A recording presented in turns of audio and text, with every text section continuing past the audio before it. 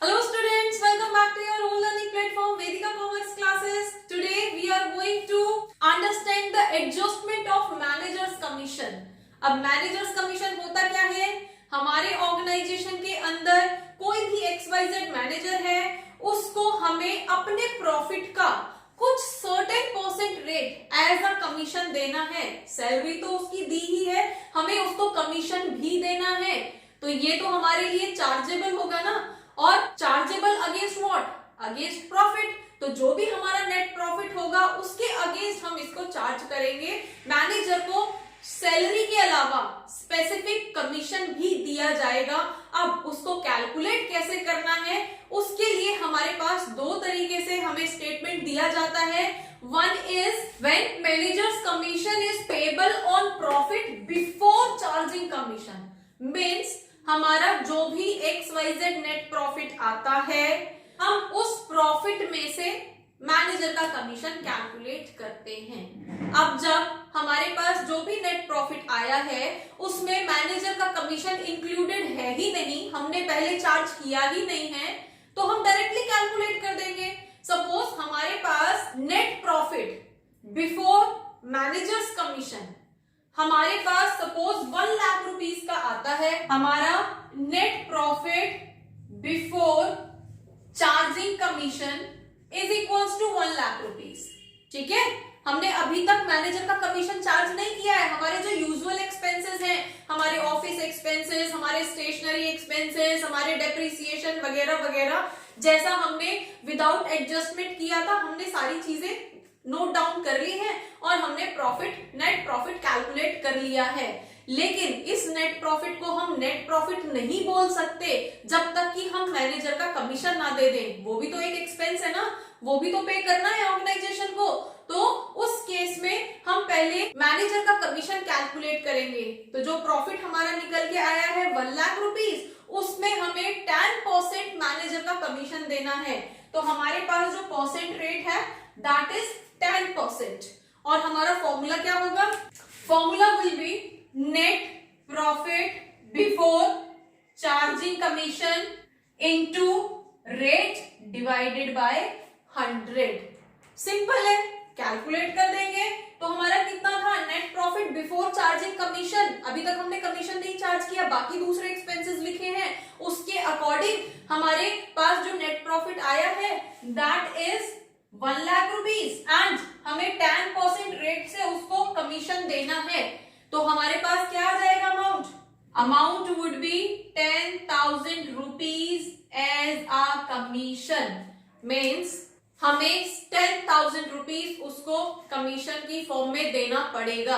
अब क्या करेंगे? हमारा जो नेट प्रॉफिट आया था वो तो ठीक है, अब उसमें हम एक और P&L अकाउंट के डेबिट साइड में एक और आइटम इंक्लूड कर देंगे, टू मैनेजर्स कमीशन, और उसके सामने 10,000 चार्ज कर देंगे। अब हमारा प्रॉफिट, जो नेट प्रॉफिट था, वो 10,000 और कम हो जाएगा। अब सपोज पहले 1 लाख आ रहा था, अब उसमें से 10,000 और कम हो जाएंगे, तो हमारा नेट प्रॉफिट 90,000 आ जाएगा। ठीक है, इस तरह से हम अपने मैनेजर्स कमीशन को शो कर देते हैं। अब इसकी एंट्री शो कहां कहां पे होती है? फर्स्ट, इसको हम अगेन एडजस्टमेंट है ना, तो दो जगह शो होगी। कहां कहां पे? वन, हमारा प्रॉफिट एंड लॉस अकाउंट के टू साइड में हम इसको as a extra expense show करेंगे। ठीक है, नेक्स्ट, लाइबिलिटी है ना ऑर्गेनाइजेशन की, ऑर्गेनाइजेशन को ये भी पे करना है, तो लाइबिलिटी है, तो दूसरा हम यहाँ पे करंट लाइबिलिटी के अंदर शो कर देंगे। ठीक है, करंट लाइबिलिटी के अंदर हम इसको प्लस कर देते हैं। कितना? 10,000 रुपीज। और फॉर्मूला कौन सा था? बिफोर वाला था। स्टेटमेंट को ध्यान से पढ़ना है। ठीक है, अब यही चीज अगर हमसे बोल दी जाए कि पेएबल, मैनेजर का जो कमीशन है that is payable on profit remaining after charging commission, मतलब इस प्रॉफिट, ये जो हमारा नेट प्रॉफिट आया है, इसमें मैनेजर का कमीशन ऑलरेडी इंक्लूड है और उसको हमें यहाँ पे डिफाइन करना है कि कितना है। तो उसको निकालने के लिए हमारे पास फॉर्मूला क्या होगा?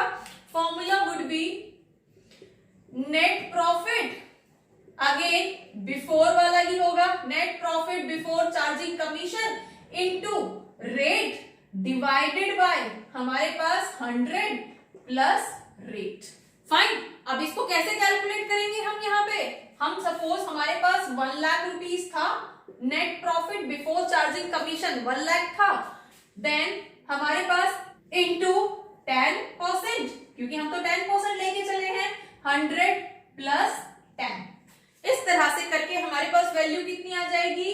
10 लाख रुपीस डिवाइडेड बाय 110। और अब हमारे मैनेजर का कमीशन कितना आएगा? That would be 9,090 rupees will be the commission of the manager payable now। ठीक है, जब हमारे पास बिफोर वाला फॉर्मूला था तो हमने फॉर्मूला क्या लिखा था? Net profit before charging commission into rate divided by 100। लेकिन जब ये कमीशन ऑलरेडी इंक्लूडेड है नेट प्रॉफिट में, तो हम फॉर्मूला कौन सा वाला लगाएंगे? Net profit before charging commission into rate divided by 100 plus rate. और यहाँ पे हमारे पास कितना कमीशन निकल के आता है? हमेशा इससे कम ही निकल के आएगा। ठीक है, अगेन हमारे पास कितना कमीशन हो गया? 9,090 रुपीज हमारा पेबल होगा मैनेजर्स कमीशन को। ट्रीटमेंट वही है, सेम P&L अकाउंट में टू साइड में अब हम 9090 एक और एक्सपेंस दिखा देंगे मैनेजर की कमीशन के नाम से, और फिर हम फाइनली अपना नेट प्रॉफिट निकालेंगे जो हमारा एक्चुअल नेट प्रॉफिट होगा।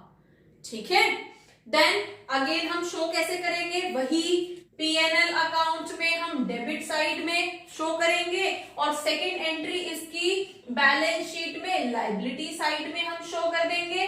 ठीक है, करंट लायबिलिटी के हेड में। ठीक है, तो शो तो हमें वैसे ही करना है, बस डिफरेंस कहां आता है? हमारे फॉर्मूले में कि आपको स्टेटमेंट क्या दिया है। बिफोर वाला स्टेटमेंट दिया है तो सिंपल फॉर्मूला यूज करोगे, सिंपल फॉर्मूला हमारा ये है। ठीक है, और आफ्टर वाला दिया है तो आफ्टर के लिए हमारा फॉर्मूला ये बन जाएगा बस, और अमाउंट कैलकुलेट कर देंगे। तो होपफुली आपको ये समझ आया होगा। For more keep watching, keep learning. Thank you.